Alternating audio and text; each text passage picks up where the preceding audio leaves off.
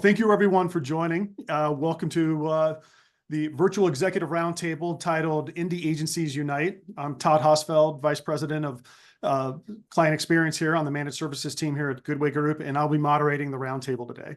I'm joined by Jay Friedman, our CEO at Goodway Group, Stephanie Estes, our Chief Media Officer at Goodway Group, and Mark Nugent, otherwise known as Duke, our Chief Client Officer at Goodway Group. So collectively, the four of us, I think, we've got a lot of experience working either with and or for independent agencies, as well as holding company agencies, which I guess is probably adding to my excitement around just this overall discussion we're going to have and the topic.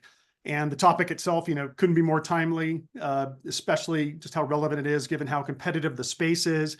And, really hoping that everybody that's listening in can take away a lot of really good information in here and how, as an independent agency, small, medium size, that we can compete within obviously a very competitive space, especially against holding company agencies. So we got a lot to cover, so we're going to jump right into it. One thing I don't want to forget, we will have Q&A at the end. Hopefully we'll have enough time for that. So please, if you have any questions, we highly recommend just drop them into the Q&A chat, and we'll circle back with them as we wrap up. So, okay. So jumping in, Jay, I'm going to call on you first.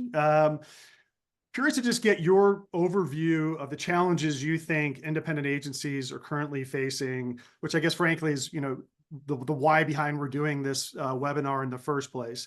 And so I don't forget as well, would love for you to mention the white paper you just recently authored, and has been or will be made available on this webinar as well. So take it away.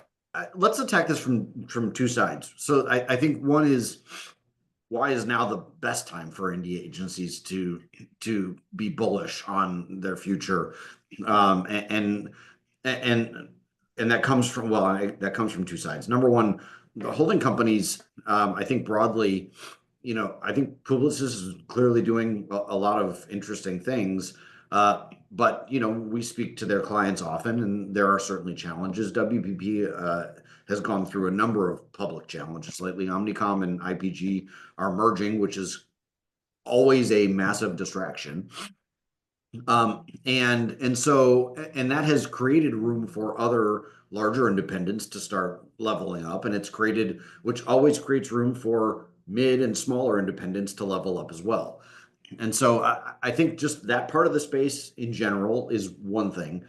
But number two is so many of the tools and the capabilities that once made having a 50,000 person company, the right way to do something have been democratized to the point where you don't need 50,000, you might need 50, right? But you don't need 50,000 anymore. And so we are truly just all about trying to get those tools democratized and out to as many independent agencies as possible so that we can all compete and win in this broader market.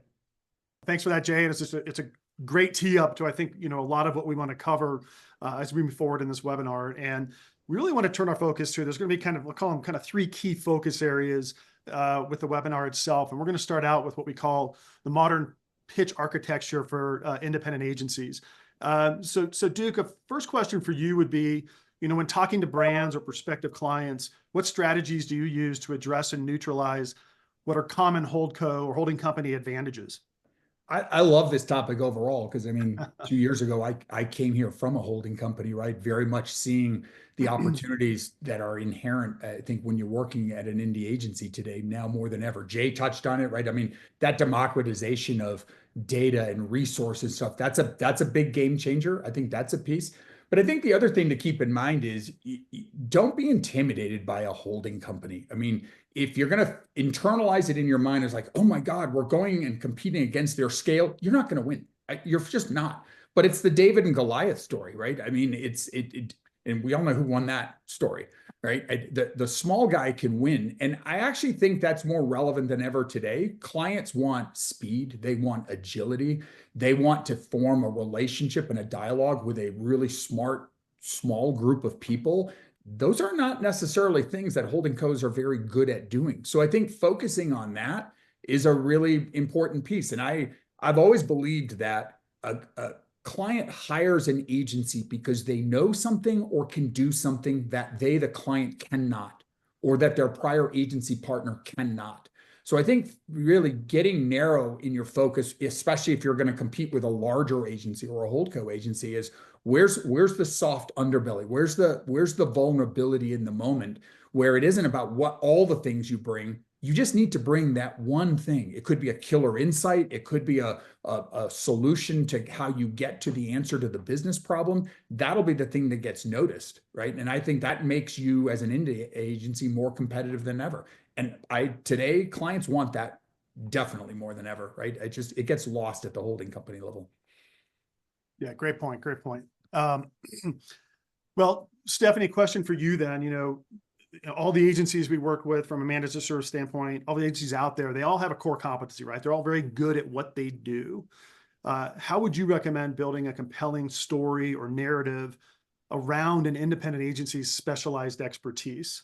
So, yes, they're looking for where they can build capabilities, but within their specialized expertise, what kind of narrative or story comes to mind? I also love this topic because this is being at Goodway is now my third independent agency. But I've also been at Publicis and I've been at IPG. So like I have a lot of heart for independent agencies. And I think that, personally from a talent perspective, I feel like a lot of times people say they can do their best work when they're sitting in an independent agency as opposed to a holding company. So I think there's so many benefits there. But I think my advice is the same advice it would be to any agency who's going into a pitch. And that is know who you're for, know what you stand for, and know why you're better than anybody else at those things. If you start there, I think that's the kernel. And then from there, yes, absolutely, by all means, play up all the benefits of being an indie agency, the flexibility, the adaptability, the speed to market. Those should be the supporting points for why you're better than anybody else at the thing that you do. They can't be your only rallying cry, but they are certainly an important element of that. And I think if you can be really crystal clear on your ICP, that helps you make a more compelling pitch. That does not necessarily mean that you have to limit yourself. Like you got to figure out what's the aperture, like where do you want to focus? But one of the things I always love to think about whenever I'm putting a pitch together is thinking about what's the client problem you have to solve. And oftentimes you've probably solved very similar problems like that for clients, regardless of the category. And so again, if you can really focus in on like, these are the problems that we are so good at solving that we can solve better than anybody else, that makes for a really compelling pitch. Because I think to Duke's point, they want somebody that can do something for them that they can't do or their other agency isn't doing it. And to build upon one of the things that Duke said, because I think I see and even have been in the situations where a lot of independent agencies fall into this trap where it's you're going to try to out holdco the holdcos. Don't play that game. I don't even think that's a game we want to play, right? Like we don't, there's a reason we're not holding companies.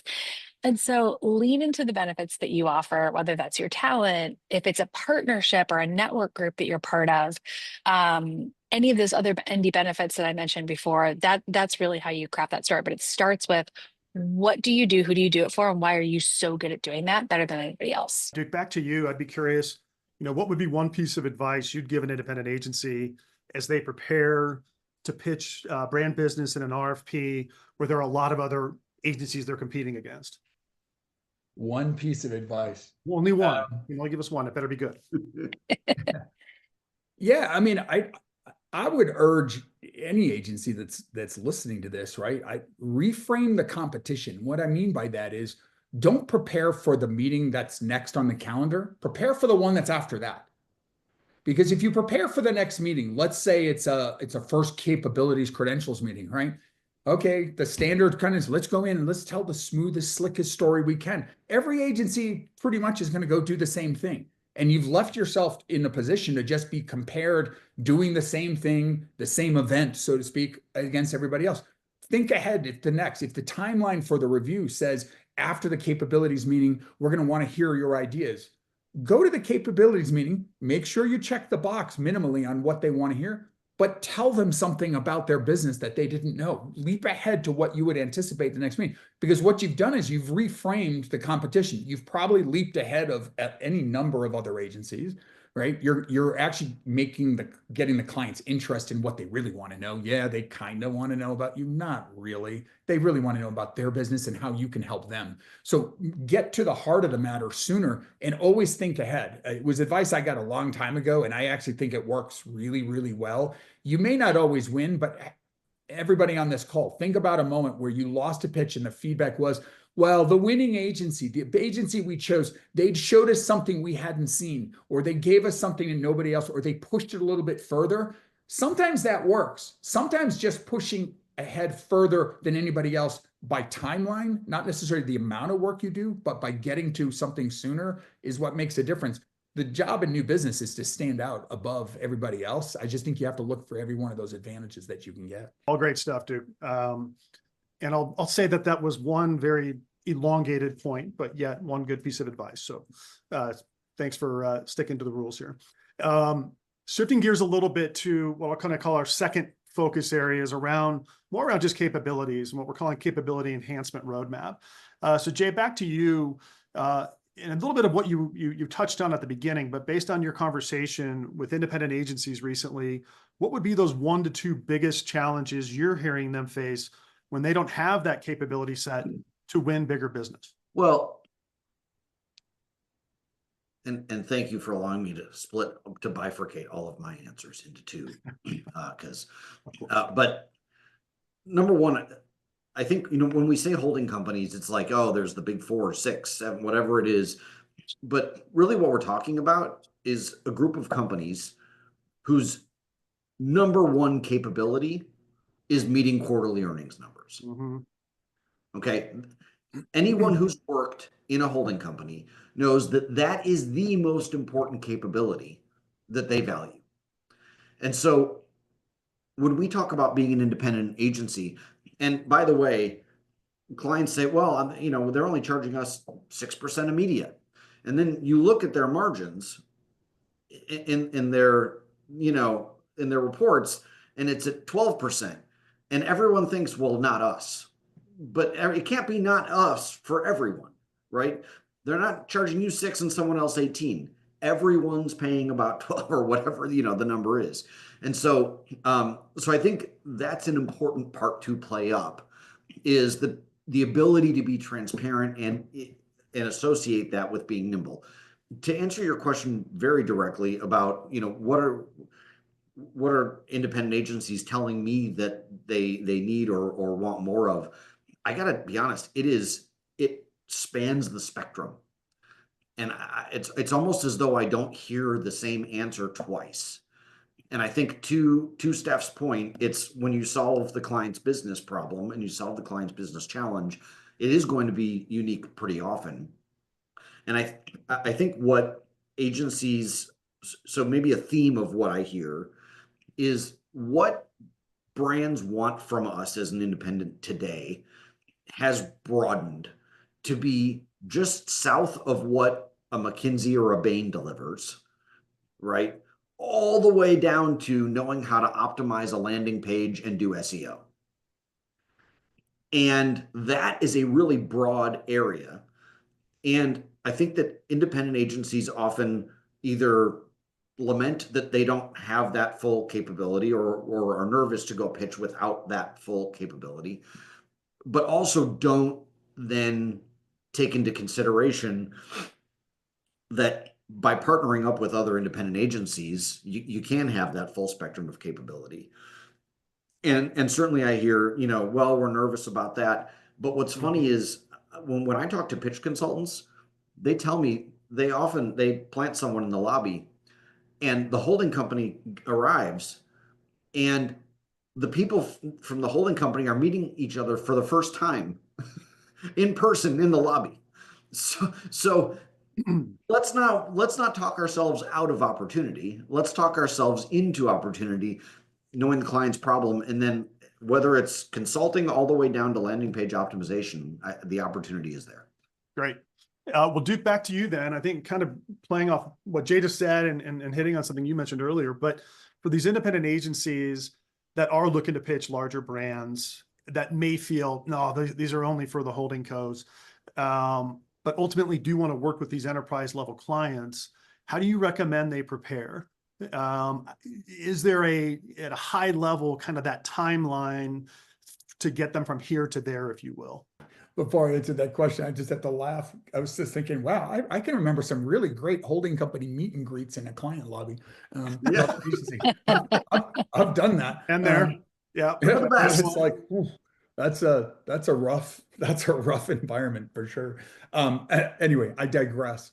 Yeah, to your question, look, I think what I'd share, having worked with a lot of big enterprise level clients, I think if you've never done it, the one thing I think is important to know, don't be intimidated by it, but you do have to absorb this a little bit. Big orgs are very sophisticated in what they know about their business. And I mean, the org does. Everyone in marketing does. Everyone in sales does.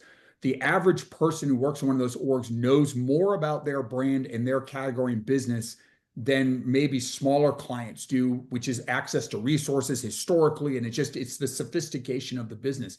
So I think for an indie agency, you need to be aware of that and think, what am I going to do to be prepared to go in and have an effective conversation?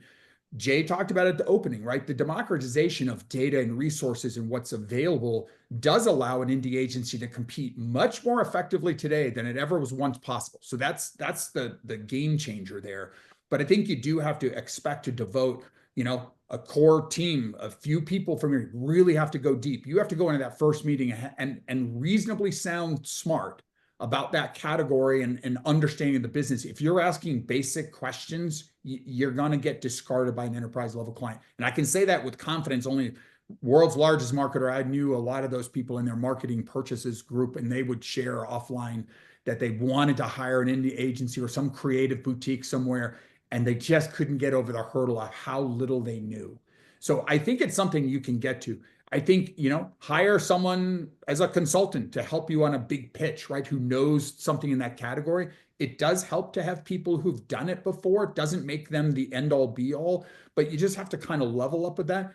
And then honestly, you have to kind of practice. There's some new muscle memory you have to learn as an org, as an agency, to get to know that kind of business at that level. So you have to be prepared to have people go at it. And, hopefully you win a pitch doing that. And if you don't win a pitch, make it a learning exercise. Where did you fall short, right? And where could you have gone deeper? But you can get there. You asked about time frame. I mean, I think you can realistically deliver a very different, higher level performance in a new business pitch easily within 6 to 12 months, but it's still 6 to 12 months because it takes some practice. It takes time to do. You got to make sure you got all the people and resources lined up, and then you just have to roll up your sleeves and do it. Stephanie, back to you to kind of help close out this second section, if you will. You've seen agencies you've worked with that have kind of grown and, in a sense, enhanced their capabilities, or at least moved towards enhancing their capabilities. What's that one piece of advice you'd give them before they start? I think it goes back to that idea that I said earlier about like when you're pitching yourself and you know who you're for and the problems you want to solve. That then tells you where should you prioritize your investment and your enhanced capabilities. Mm-hmm. And then from there, I think it's about being thoughtful about how you find that solution to deliver on what you stand for. And so sometimes that's going to be building in-house. There's a lot of considerations that come along with that, because the minute that you start to say we're going to build it in-house, you have to start thinking about how that's going to work long term and how are you going to make that sustainable and grow it. So you've got to think about talent, career path. You have to think about structure. There's a lot of that there. If you're going after a client or a client profile where you have to have that in-house, we were really, this is many years ago, doubling down on digital. And we were like, we have to have the digital people. We have to have programmatic in-house. We have to have retailers in-house, like retail media in-house. We made the decision, we made the investments, and we went down that path. Sometimes it's partnering, because sometimes you're like, I don't want to deal with how I have to think about that being long-term. I need something for the next pitch or for the next year or for the next 2 years. And so that's where you can find a partnership. So make sure it's the right partner. Like it's got to be somebody that's going to give you the edge that you need. It's got to be somebody that you can feel confident in taking them into the room with you, and knowing that they're going to check the boxes to help solve the problems you want to solve, but fill in your gaps. And they have to work seamlessly with your team. So just in the same way that we're joking slash not joking about the fact that holding company agencies are meeting each other in the lobby, you need to find someone, whatever that partnership looks like, white label, co-pitching, whatever it is, make sure that you're taking the time to make sure that how you are going to work together is in service of delivering the type of work that you want to deliver. Was that Fantastic. one? I don't know. I was long-winded. It's a very long, A one long on one. sentence. So I'll give that one to you as well. So, Excellent. no, a lot of great stuff there, Stephanie. And it's a great segue into kind of the third section, which really is around strategic partnerships and creating that ecosystem, if you will, that makes sense for everyone, right? So it's mutually beneficial across a multitude of avenues, platforms, whatnot, with respect to agency partnerships. So Jay, back to you. We've seen from our years of, obviously experience with supporting independent agencies, creating these partnerships with other agencies, they all can help us expand our capabilities without losing that independence that I think all us independent agencies really covet. But the question is more around, can you share, well, how does Goodway do this for our clients from a managed services perspective? Yeah, well, I think so. You take the agency who's done what Steph has suggested and said, we know what we're great at, we know why we're better than anybody else at it. And then what falls outside of that line, right? What falls outside of that bucket is something you probably need to partner on, because every client has a different set of needs. And so there's going to be slices. Ideally, you've decided what you're great at is going to fit, by and large, what your ideal client profile wants, right? And so for us, the thing is if you as an independent agency want to pitch bigger and bigger pieces of business, you're going to need to rent to own some of these capabilities, at least to start. And by the way, I think so. One of the ways we do this is, at least when I'm having a conversation with another agency CEO, I say, let's talk about what you need to pitch and win bigger pieces of business. And then let's also, in the same conversation, address when you're going to want to bring that in-house if you do. Right? Because I think there are a lot of unspoken nervousness or nervous things between agencies who partner with each other about, are you going to try to keep this forever, or are you going to, prevent us from getting this capability? And I think the right partnership sets out from the very, very beginning. Here's what we're not great at. Here's what we need help with. Here's what would cause us to bring it in-house, right? And that would end that portion of our relationship, and that's okay, right?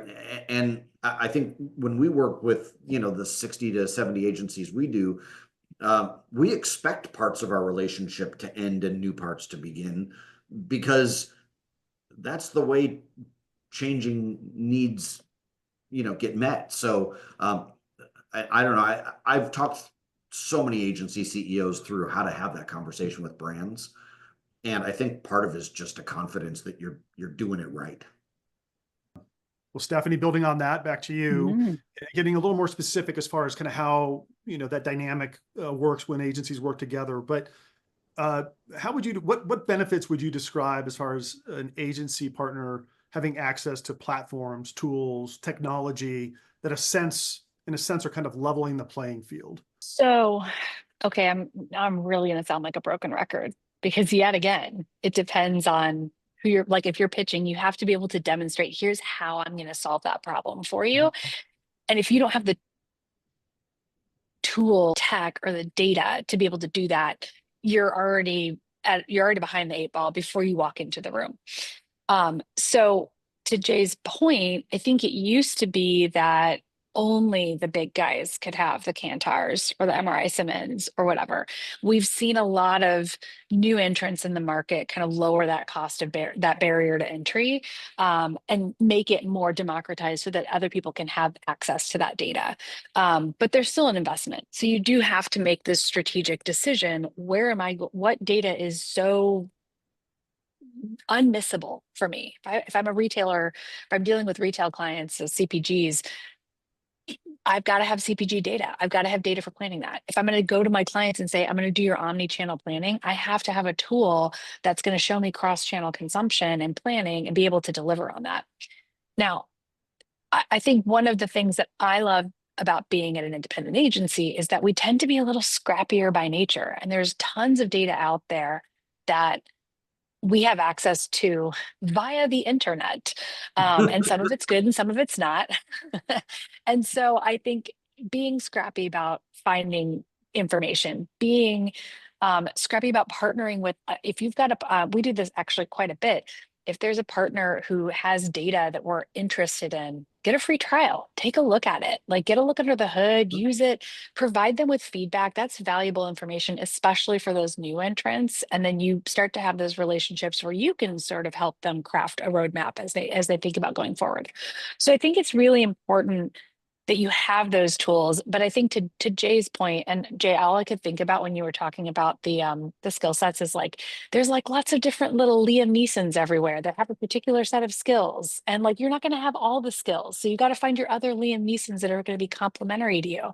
And I think that's part of when you think about data or tech or tools, if you're not going to invest in a data or tech or tool that you think is sort of tangential to what you need to be able to deliver, partner with it or find a different way to find that, to put that solution together.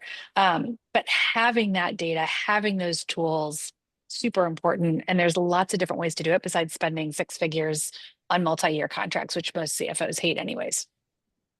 Yeah, let me build on that real quick. So Yeah, please. I think to be, because your question was about like tools and platforms. Yep. So to be an expert in Google and Meta, I think there are, I don't know, 7,000 agencies in the US that probably are pretty good at that. And then you start to go, okay, well, what about Amazon? Okay, well, what about Amazon Clean Room? Okay, and what about Amazon Seller Central?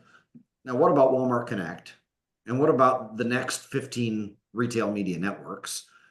And what about the Yahoo DSP? And what about Marketo and tying, and some of the Adobe tech, and on and on and on, and it spreads out, right? And as an independent agency, you have 3 choices. You can try to glaze over the fact that you don't have access to or expertise in all of that. And I don't know, I think, well, 100% of the time you get found out. It just depends if you've won the business first and are found out afterward, which doesn't work well, or if you're found out before you win the business, which also doesn't work well. You can narrow your client pitch profile to ones that only care about the platforms and the capabilities you have access to and expertise in, which narrows it to where everyone else can compete, right? And it's very hard to be special. Or you can just find supplementary partners to bulk up and build in some of those areas. And it's not going to necessarily just be one partner all the time. Sometimes, you'll need to have 3 or 4, and you need to be a great conductor and orchestrate things. And so I think as an independent agency, when facing those 3 options, like the partnering model just by far makes the most sense, and it helps you retain what you're going to win in the first place. I think all of us know is pretty important. With that, I think we'll shift over into the Q&A section. So question comes in from Ashley. In many pitches, we center the conversation around audits that aim to answer the question prospects often have: what's working, what's not, what do you do differently? The final deliverable typically follows a familiar structure, as we know, who we are, what we found, what we recommend, and what we'll act on. I guess the question here is, I'm curious, for those of you who pitch or present strategy regularly, how much do you lean into showcasing your agency, your values, your capabilities at the start versus just jumping straight into the solution and what you would do for that client? I'm happy to take this one here. for it. I think Duke made a good point about this. You do not want to spend, if you've got more than, I don't know, I'm going to say 5 minutes of content to 10 minutes of content maximum about yourself before you start talking about the client, like you don't want to do any more than that. And I think that what a client needs to know is that they have to have a reason to believe what you're about to show them for the solution is legit and why they should believe it. So if you, I don't think that has to be a ton, like tons of creds. I think it is as simple as we do this, we do it really well because of X, Y, and Z. And here's how we're going to do what we do for you. And you get right into it. Duke, I'm sure you probably have thoughts and builds upon that. I totally agree with you. It's a Yeah. mistake to start with yourself, right? And we Mhm. said it before. I mean, clients don't really want to hear about you. They want to talk about their business, right? So I Absolutely. think you can be much more provocative, right? Remember, you want to be memorable in a new business pitch. Be bold, be a little provocative. Tell them something that they hadn't heard of before, right? But get into the heart of the matter. You can put all the important things around your values, your capabilities. You can weave them in as you tell the story about them and what you're going to do for them. Even case studies, right? Don't stick them at the tail end. Use a case study to demonstrate after you've told them what you want to do. The reason we know this is right for you, we've done this for another client. Here, let us show you, right? It's a very graceful way to tie that in. And clients go, oh, yeah. And guess what? Your case study, they actually pay more attention to it because it's contextually relevant in the right moment. But yeah, Steph's spot on. You need to talk about their business and spend all your time talking about it. And honestly, search consultants give us feedback that when we do that well, it absolutely stood out. They'll tell you when other holdcos, other even indie agencies just came in and blathered on and on about themselves, and it lost the audience within the first 10 minutes because clients are like, all right, I'm going to check my emails because this is not very interesting. Got it. Okay. Jay, anything else you want to add there? We've got a couple other questions I want to hit on, but give you an opportunity. Okay. I think that my thoughts on this are fantastic, but given that I think they're probably not much more fantastic than Duke and Steph's, I'm gonna let us go to the next one. All right, you'll back the floor here. Question from Tim: what are some factors you look at when deciding to respond or not respond to an RFP? Got a little extra context here. We often get RFPs that fit our ICP, but the RFP is huge and comes with ridiculous requirements. I think we've all been there, causing a huge time suck and strain on resources without even meeting the client to feel out the fit before submitting a proposal. Such a great question. So I have some spicy takes on this. They're not really that spicy, but I'll put them out there. So number one, and most people who know me, and probably because I used to be a teacher, I tend to be sometimes a stickler for the rules. And I got some great advice from somebody that I worked with in the past who was just absolutely freaking dynamite at new business. And they were like, you can't always follow the rules. And so now that's not going to work every single time, because if you're doing a procurement-led pitch and procurement is doing it, man, no one loves rules more than procurement. So you have to pick your battles wisely. But sometimes you can say, we're going to choose to approach this completely differently. We're going to kind of ignore the RFP. We're going to go bold. We're going to think about it differently. We're not going to answer all these BS questions, and we're going to need to do this instead. So sometimes you can take that approach. But I think you do have to do the calculated strategic math of what is the potential for us to win this client versus the potential to burn out my team, waste resources, piss people off, and then you're no better off than you were before. In fact, you're worse off in some instances. So that's a really challenging question. But I think my two pieces would be like, don't be afraid to say no. Like if you feel like it's strategically not going to work for your team, then don't do it. And two, don't be afraid to say, we really have a huge right to win here, and we're just going to answer this differently and see if it floats. Like, in the right circumstances, sometimes I think that wins. Amen, sister. It's all about right to win. Yes. And that's the question. And we do it for ourselves all the time, every day. We have a right to win. If you're one of 10 agencies, you have a 10% chance, all things being equal at 10%. I don't like those odds. Why would I want only a 10% chance for everything you invest in a pitch? Relationships matter, right? Do you have everything they're looking for? If you have, we have everything, but we're missing this one big thing, that's a red flag. Doesn't mean you can't overcome it. But I think just as Steph said, it's the right to win thing. You have be willing to say no. I promise you, you'll win more pitches after the result. Yeah, That's so true. one of my favorite quotes is there is nothing more addictive than maybe. And when people have an That's a RFP, fantastic answer, Jay. yeah, when people have an RFP that's sitting there and you might win it, maybe you'll win it, it's very addictive to not want to bow out. But I, again, follow Steph and Duke's advice. Well, Jay, I'll say maybe you're onto something. That's two different words, maybe. So anyway, back to Ashley. Ashley had a follow-up question. It may require, Ashley, that we have to follow up as a sidebar on this, but I'll throw it out to the group anyway. Going back to the importance of demonstrating experience in avoiding the more basic or surface level questions, could you share some examples of the kinds of questions you recommend avoiding or traits that may signal an agency is not well versed in the prospects space? I assume prospects meaning the prospective client space.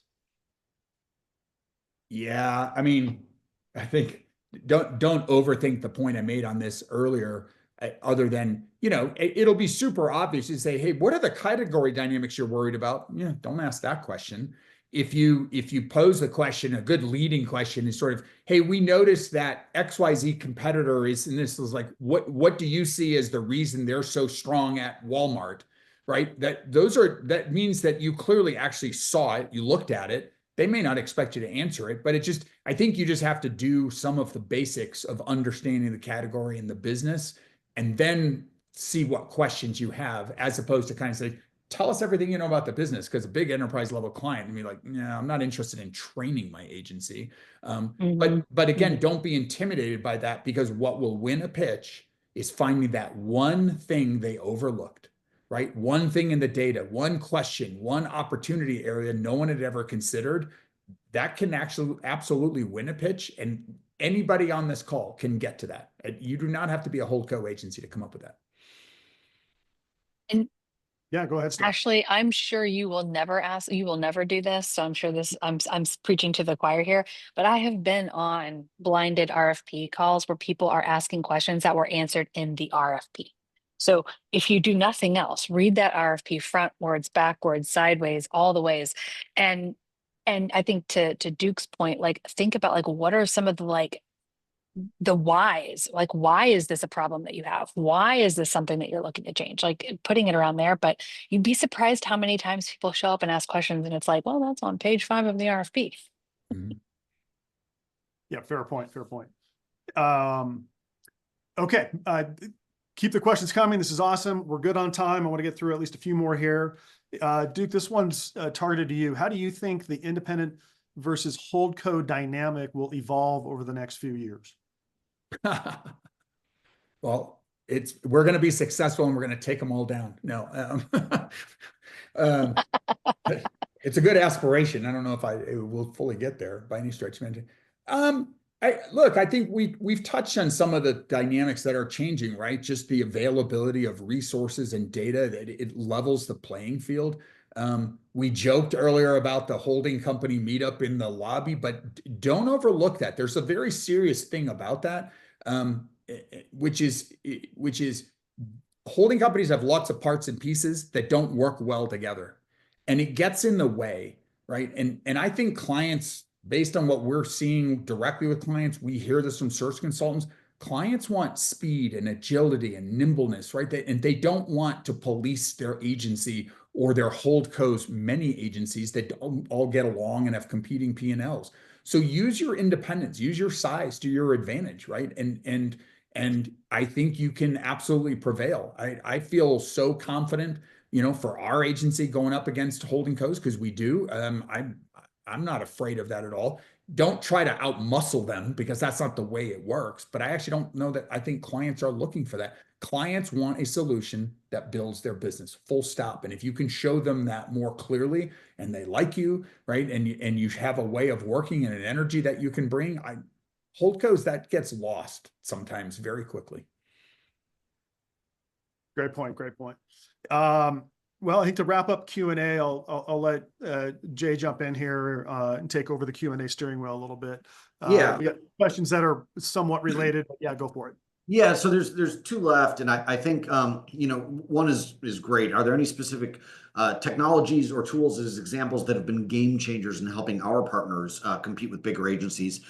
And again, it's obviously very specific to the situation, but yes, having access to not just Amazon or even Walmart, but 15 retail media platforms, having really deep clean room knowledge, not just across Ads Data Hub and Meta and Amazon, but even across Snowflake and being able to do better data wrangling and more quickly has been very helpful. MMM has been just media mix modeling, marketing mix modeling has been something that so many of our partner agencies are able to confer and convey onto their clients. Now, what happens when we start doing this is a lot of times the end client will say to the agency, well, if you're using a partner agency, who's paying for this? Mm-hmm. Right. Now, that is where having the conversation with the client up front can be very helpful. Pitching, whether together, white labeled, it doesn't matter, can be very helpful. What I see agencies, here's where I see this fall apart, and here's where I see this succeed. When an agency goes in and tells a brand, we can do all of this for you, and here's the cost. Let's just say it's $1 million a month. Let's just easy math. And then in their projections, they put $1 million a month in their projections. And they go, okay, cool. We're going to make all that money. And then they realize, well, a third of what the client wants, we don't do. Now we're going to have someone on the outside come in for it, but we don't have any money to pay for it. Well, you do. And so that needs to be figured ahead of time and scoped into the retainer or whatever the fee is. If it hasn't been, then it's either a rescoping conversation, or there is simply the need sometimes for clients to pay additional fees. But that is one thing, and we've worked with so many agencies who we've helped have that conversation the right way the first time. But that is absolutely a sticking point. And so I will just tell you, when we are the lead agency and we bring other agencies in with us, we scope in a way that their labor or their value is scoped into our broader scope, and we share that payout then accordingly, right? We scope that in to begin with. If they want to charge a percentage of media, but the client wants to pay on an FTE or whatever it is, we just do the back end math. Right? It's when the agency has already mentally banked the money and now realizes that they need an outside resource that the challenge happens. And so, and again, I've personally probably worked with 25 agencies just to help them through that. Once they're in that situation, we've probably worked with 100. It's totally doable, right? It just requires some very specific and delicate conversation. Sure. The other thing I will say, and I just, sorry to go back. This is what you get with Jay. I jump around a little bit, but Duke's like, you're telling me. But back on the specific technologies and tools, congratulations to us for not saying AI 50 times in this webinar so far and acting like everyone's an expert and this is all you need is AI. But I will say that the tools that we have built for ourselves internally that we're using on behalf of clients and we're using to help generate better client thinking and better client work are truly game changing. And we're looking for agencies that we can partner with and help to build for their clients and for themselves. I'm not even as concerned about the commercial relationship right now as I am about just building the muscle to get so far ahead in this space. And so, the customization around AI, whether it's agentic or custom GPTs, there is so much opportunity and we're seeing amazing things. So definitely hit us up. In addition to reading, I don't know who wrote this white paper, but it's darn good. Maybe I contributed a page or two, but Or 45 pages. or I don't think I did. But 55. but no, but I would say if the team can post the white paper here in the chat, or the link to the white paper, it's on our website. But it's the way that it's been laid out is such a nice breakdown of like, let's just take 5 big categories. Let's roll through those categories and show you exactly how you can use them to win, how you can partner, what to watch out for. Like, it's very candid in its tone, which I like. And so, yeah, the team did fantastic. Thank you for allowing me to have the floor for a moment. There's the white paper, right on time. Hey, right on time, right? And just as a reminder, the 5 key areas of this white paper: research and insights, audience and investment strategy, cross-channel activation, advanced optimization, and data and consulting. So a lot within each of those sections, but it's a very robust resource that we highly recommend you check out. So time-wise, we are right up on time here. I think just to wrap up, I would love to just go around quickly, starting with Stephanie, just with a parting thought. It's probably building on something you already mentioned, but just wanted to just quickly give each of you a chance to provide a parting thought. I think my parting thought is this. I'll echo what Jay said. There's never been a better time to be bullish on being an independent agency. There's so many tailwinds in our favor right now. And I think that we're all poised to have a lot of success in the coming years. Great. Duke? Yeah, I mean, marketing's complicated, right? And all the technology and data that's out there makes it a big lift. No agency can do everything perfectly and with total excellence. So you have to work with partners. Trust your partners, because if you don't have trust-based partnerships, you're not bringing that pitch the best possible solution, and you're not going to get picked, right? And that's the holding company weakness. That's the opportunity area for an indie. So trust your partners. Love I it. think, Jay, bring us home. Yeah, we get RFPs that try to homogenize all of us into like little buckets. And, we are agencies as an industry and as a collective whole are treated as commoditized products. But what's funny is not only are we a profession, now we don't take a test like the CPAs do and attorneys do and everything like that, but we're a profession all the same. And there's really nothing more complicated. I mean, other than maybe deep space science and deep space physics and stuff like that, which I am not an expert on. And I say that with mostly complete joking. But human behavior is like the only other thing that competes with like deep space physics for how complicated it is. And that's what we're in. We're in the business of helping shape human behavior. And I think it's really important that we work with clients to help them think through, when choosing a partner to help shape human behavior, to orient around your brand. Let's be careful that we don't narrow this to spreadsheet responses, right? And I mean, can you imagine putting out an RFP? Like, I would not do this for my therapist, to put out an RFP and say like, no, just answer the 5 questions. I don't want to meet you. All I want to know is what you're like. That doesn't make sense. This is a deep, important decision. And then to that end, when we help clients understand that, yeah, I think us partnering with one another is like pretty much always the best way to help win this.